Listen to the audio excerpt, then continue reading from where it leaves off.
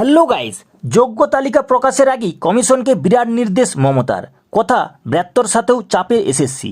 হাতে সময় খুব বেশি নেই। সর্বোচ্চ আদালতে এসএসসির মামলার পরবর্তী শুনানি 16ই জুলাই। মুখ্যমন্ত্রীর ঘনিষ্ঠ মহল সূত্রের খবর, যোগ্য প্রার্থী খোঁজার কাজ কতদূর এগোচ্ছে তার নিয়মিত আপডেট রাখছেন মুখ্যমন্ত্রী। যোগ্যদের খুঁজতে মূল দুটি হাতিয়ার রয়েছে এসএসসির। গত মাসে কলকাতা হাইকোর্টের রায়ের বাতিল হয়েছে এসএসসি 2016 সালের গোটা প্যানেল। তো গাইস, ভিডিওটি শেষ পর্যন্ত দেখার জন্য অনুরোধ রইল। আর গাইস, আপনাদের মনে যদি কোনো ডাউট থেকে থাকে আমি সন্দীপ আপনাদেরকে বুঝিয়ে দেবো। তো গাইস, ভিডিওটা শেষ পর্যন্ত দেখতে থাকুন।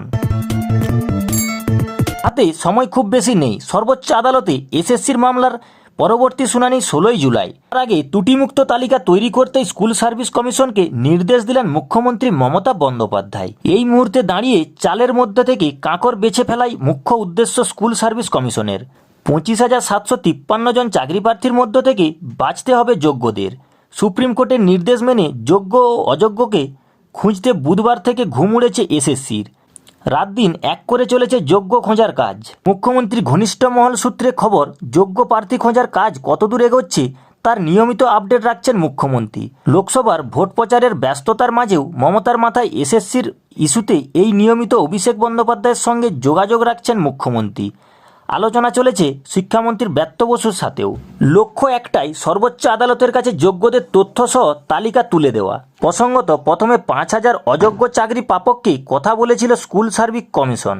মঙ্গলবার সুপ্রিম কোর্টে সেই মামলা শুনানির জন্য উঠলে শুনানির প্রথম ভাগে 7,000 প্রার্থীর নিয়োগ অবৈধ বলে মেনে নিয়েছিল এসএসসি। তবে বিকেল হতেই পাল্টে যায় ছবি। শুনানির দ্বিতীয় ভাগে 8,324 জনের নিয়োগ অবৈধ বলে সুপ্রিম কোর্টে জানায় কমিশন। কমিশন সূত্রে জানা যাচ্ছে 19,000 যোগ্য প্রার্থীর লক্ষ্যমাত্রা ধরেই এগোচ্ছেন তারা।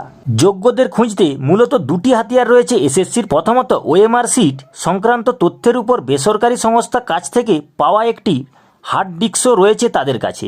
পাশাপাশি সংখ্যাতত্ত্বেরও উপর তথ্য রয়েছে। আর এই দুয়ের উপর ভিত্তি করেই দ্রুত গতিতে এগোচ্ছে এসএসসি। এক এসএসসির কর্তার কথাই, এরপর 16ই জুলাই সুপ্রিম কোর্টের পরবর্তী শুনানি রয়েছে। সেই দিন আমরা ত্রুটিমুক্ত যোগ্য অযোগ্যদের প্রার্থীর তালিকা পেশ করব। এই নিয়ে যাতে আরও কোনো প্রশ্ন না ওঠে সে বিষয়ে আমরা যথেষ্ট সচেতন ও সতর্ক। গত মাসে কলকাতা হাইকোর্টের রায়ে বাতিল হয়েছে এসএসসি 2016 সালের গোটা প্যানেল।